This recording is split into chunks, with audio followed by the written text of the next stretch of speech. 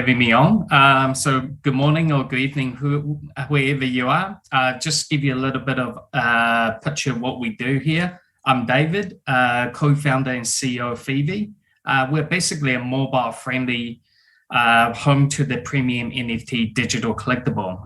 We give users easy access to NFT digital collectible in palm of their hand through their mobile device.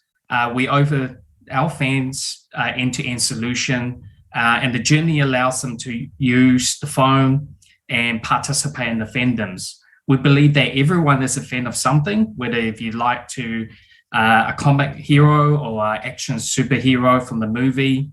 And the beauty about our NFT is that you use your mobile, project it out, and you get that AR aspect where you can stand next to your favorite superhero and basically upload it to your social channels and share. And if you miss out one of our drops, you can scroll through our marketplace and participate in the secondary market and purchase what you're missing.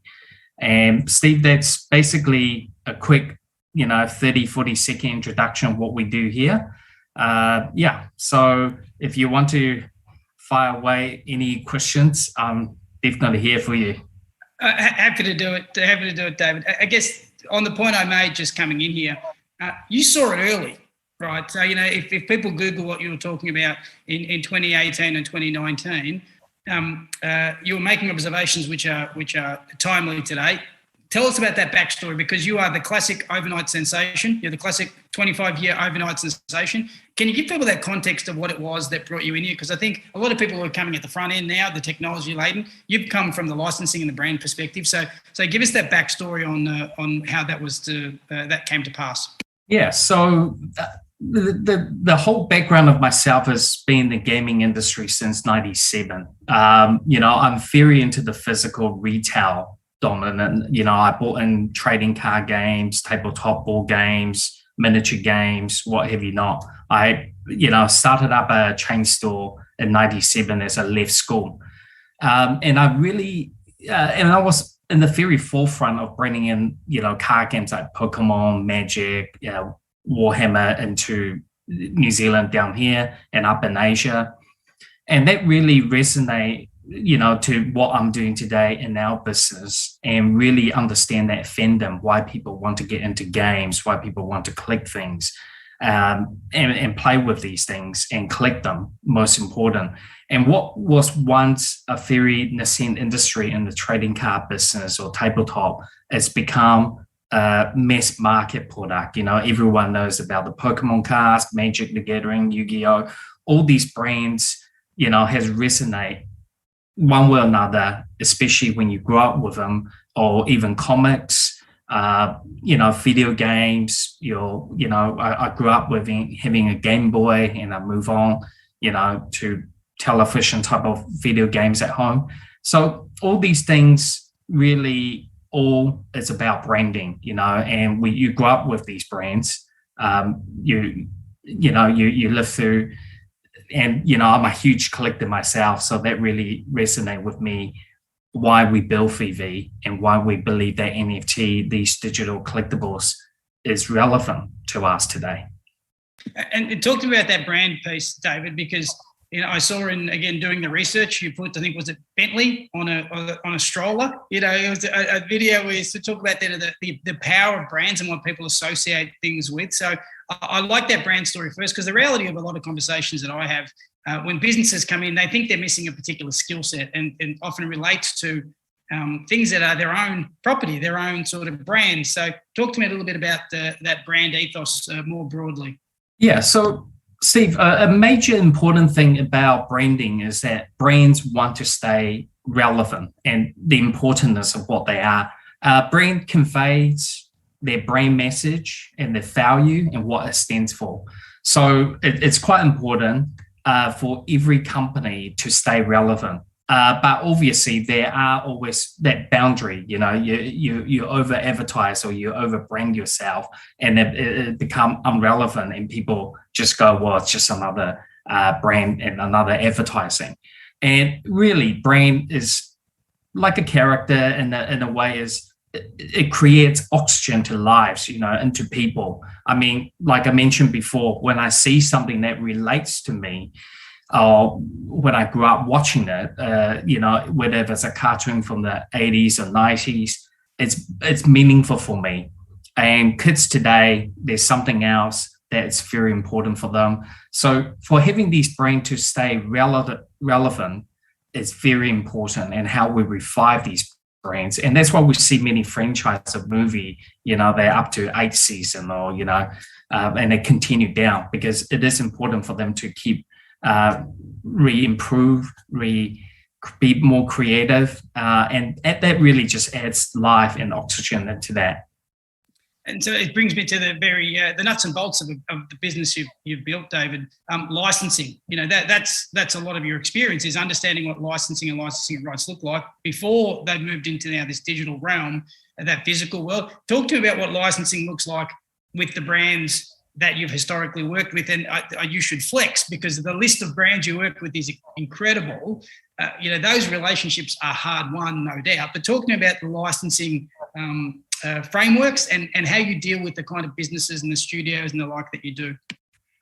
Yeah, I mean, especially the industry that we're in today, in digital realm, it's very, very still in the scene, and definitely in the NFT side of them. Obviously, a lot of them are very gun shy when you talk about, we want to bring your asset into a blockchain or NFT or digitalize it, send it out.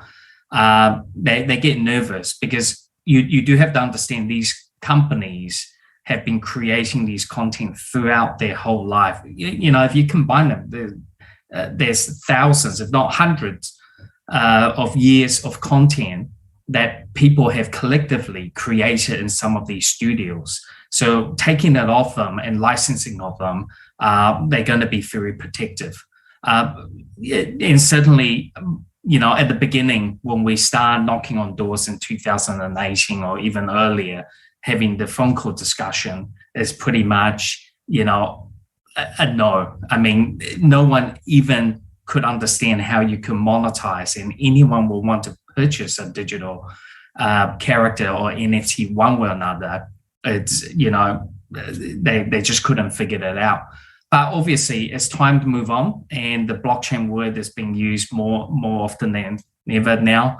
And a lot of our fans and a lot of our supporters out there think this business really just came in, like you mentioned, last 25 minutes, or 24 hours. We just become instant famous, and people love the app. No, it comes with tremendous hard work in education and allowing them to understand, the business of fandom. Licensing is about mixing the two together. If you're just taking someone's intellectual property and not being creative on it, there's actually not much point.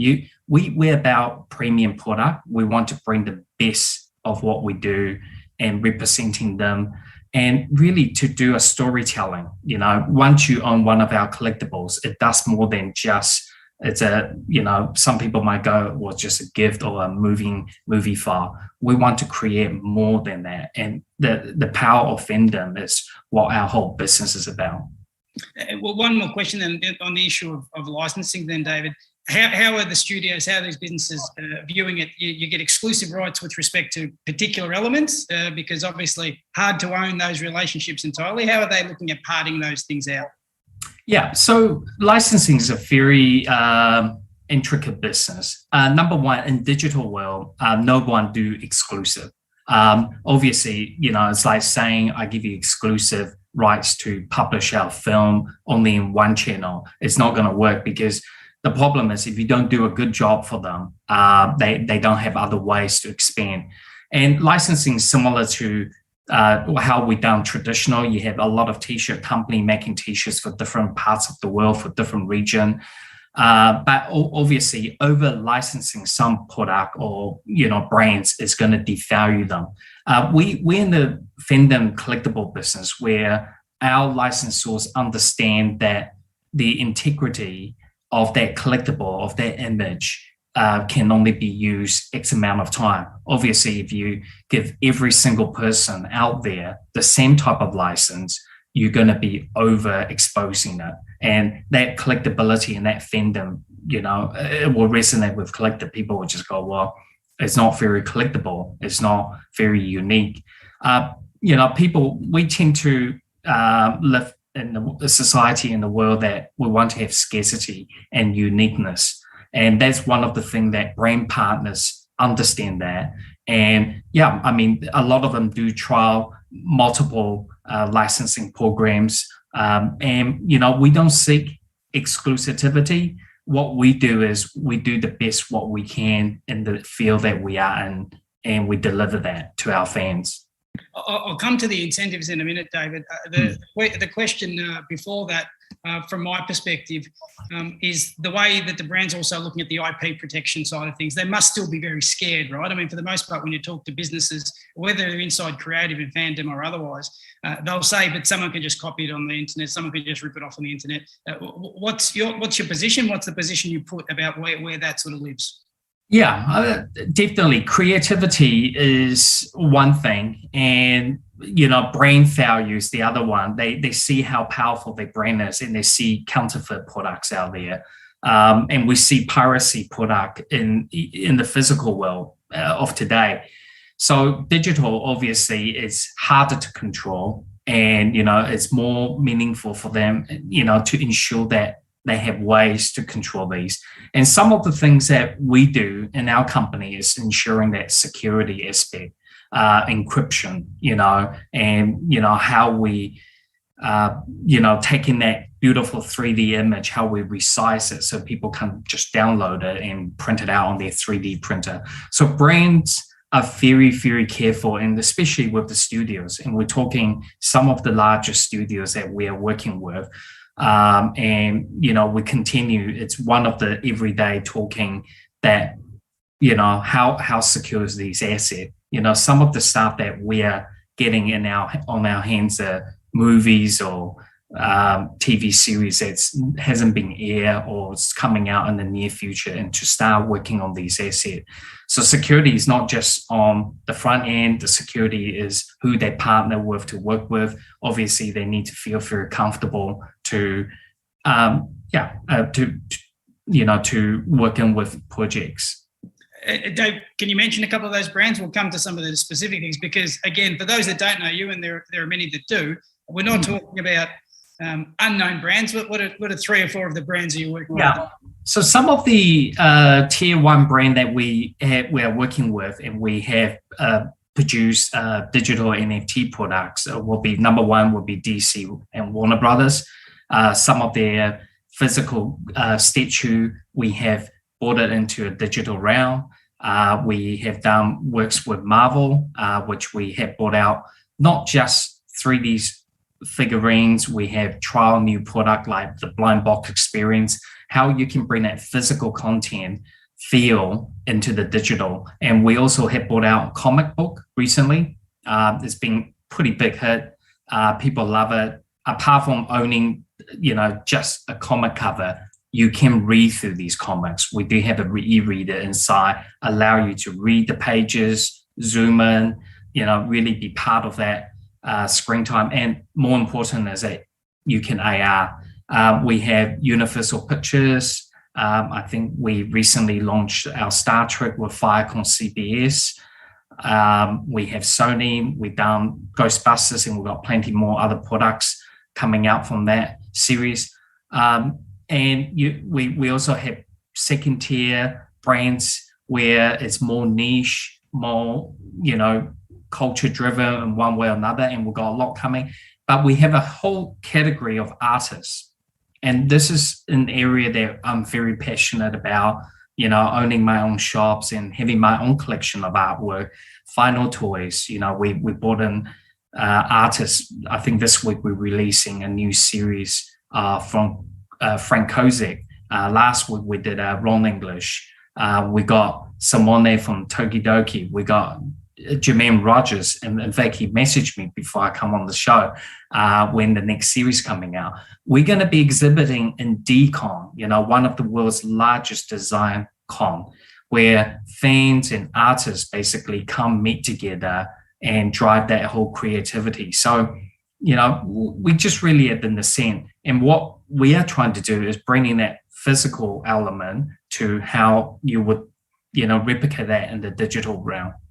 It's interesting for me, David. I mean, the brands you just mentioned are household names, obviously. And a lot of the conversations we have, people think the tech hasn't arrived because they buy into this narrative that says it's not ready, it's this, and you are proof positive that it's arrived, that the biggest businesses in the world recognize the value of their brands and what they're looking to do. On another series of questions here for me, incentives, because incentives are driving this ecosystem at the moment, right? So talk to me about some incentives. Talk to me about what authenticity means as an incentive in the ecosystem, given that you have an absolute love for the physical goods. You start from running a shop and selling these things. Talk to me about what authenticity does to drive behavior. Well, the authenticity is obviously in our whole entire history of ownership, from proof of house, from proof of ownership of car, everything. It's always been paper. So really, I mean, the blockchain is just proof of ownership on digital space. It is, and the incentive behind this, it doesn't need to be just rewarding. It's more of a validating. I mean, we live our whole entire history now is, especially in today's world, it's all really, peer-to-peer pressure, a bit of validating goes on. People love to know the provenance, and people love to know that I do own this. It's becoming more of a transparent ecosystem in our day-to-day. Do we trust the system? Do we trust what you say to us? In digital realm right now, you can easily Google the things, you can find things out, but it's provenance so important. I mean, that's why you go to university. At the end, you get a proof of you got this education. It's pretty much the utility out of that is that, and how you use it afterwards. So it is very important that you have the right, provenance and collectible, especially. So in digital, 100%, no doubt about it. People want to know, well, it's not just another ripoff or something. And at VeVe, what we do something a bit different is that all the collectibles that we issue out, when you bring it back into our ecosystem, using our ecosystem, shall I say, you have the augmented reality aspect. So, once the market get more and more mature, because, our business is moving into like layer 2 Ethereum, you will be able, soon we'll start practicing allowing these mass market products to go out the ecosystem. When they bring them back in, they know it's a real one being issued by us because the AI aspect function is there. You get to see that collectible standing there rather than, I don't know if it's been another ripoff or another fork or anything of something. So, we wanted to do, it's almost like putting that hologram sticker on that t-shirt or that baseball cap that you own to prove that is the authenticity of it. And I'll take the other end of that spectrum, which is obviously price, David. I mean, people are, aping in and out and, secondary markets. Tell me how you view that space. Again, you speak often about the fact, in a lot of respects, you don't have to, and you often don't look at the price. You love the product itself. But for those that are doing that, what are you seeing in the ecosystem at the moment that is that incentive being driven by FOMO? Yeah. Number one, secondary market is driven by purely supply and demand. And the metric of evaluating that business is purely, from our company point of view, is that any collectible company's job is to make one less collectible than what the demand is or the market can handle. But at the same time, we look at our collectibles and some of them has gone, extremely high value. And it's because people value things very differently. Like I mentioned to you, on one or two calls before about the emotional value, the attachment to that. So someone is prepared to pay higher price. And, when you mention, people are fear of missing out, I reckon people have a desire of collecting and they want to complete the sets. They want to own that. But that doesn't mean as a company, and our supplier often asks us, well, that collectible you're selling for X amount of money is now going 15X Does it mean you have priced it wrong? No, we haven't priced it wrong. It's just that we have a global reach of that audience. Before, when you launch something in physical good, the logistic, the postage, the supply chain is a challenge. So people don't buy it as much. Now we have a global audience, can sit on the bed or sit on the couch, press a button on the phone, the NFT get delivered to you. You can augment it out. It's down there. And, I tell you, the fandom out there, I tell you, the emotional of the fandom, the community is exceptional. And that's what any brand and any business will love to do, is to build that. And David, connect those dots then for people. I think, when you think about the comics side of it, and people's absolute love for the comic product, are we talking about, I said, again, on the researching side, you're talking about comics in the digital realm mimicking or having similar qualities to the ones in the real world, the traditional sort of setting, the tactile nature, you can sort of read through it, and the prospect that if you read through it, you might somehow impact the value of it, the purer version of the product, the seal that's not broken digitally, having some value. Let's talk about how that works. That to me is a fascinating idea. One of the things for us is about how we continue to build collectibility. And, we come up with many, many ways. And one of the major things is not about what you love, it's how you love it. It's how you love this, for example, the digital comic, how you love that new experience that we are providing you to read it and engaging. So for us, it's about how do we bring that, that trust, number one. And number two is how we can retain that collectibility. As we all know about digital collectibles and digital items, they don't degrade. They always stay the true value and what it looks like when you last saw it.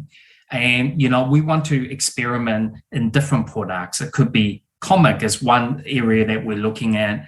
When you flip through your comic 100 times, your pages start to get creased a little bit. We want to come up with ways and new ideas to create scarcity, and in a way in blockchain or crypto, what we call it is really how we burn that and how we make those common things that once we minted 30,000 copies, how we can reduce that to have perfect, unread, graded.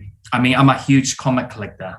And most of my comic now, if not all of them, a majority of them are in plastic cases. I don't actually even touch it. I don't even let it out on the sunlight. It's hidden in a box under the table with boxes over on top of it, so it doesn't even breathe. In summertime, I ensure the air cons turn on. Why? Because you don't want that product to be oxidized. And that's how, and we want to add a little bit of element on how do we do that in digital and how we can bring that aspect of it. We thought about in our digital world that we could have a black hole, where people just basically donate and burn these collectibles that they don't need, or they want to reduce this, increase the scarcity of it. That side for me, I love the notion of delayed gratification for people that says, don't touch it, save it for the kids, hand it to the kids, and say the kids are disinherited unless you make sure this thing is never unsealed. So that for me, as a technological way, I think it helps connect the dots for people. A few questions in the weeds for some people probably. Talk to me a little bit about the layer 1, layer 2 situation now, and sort of the migration for you, how that's developed in recent years. Yeah, technology always evolve. Every 6 weeks, 6 months, we're integrating into what we call a layer 2, and basically, as you understand this, it's in the decentralized ecosystem. A layer 1's a network refers to a blockchain, while layer 2 protocols are really a third-party integration, or we refer to as overlayer network that we can use in conjunction with layer 1.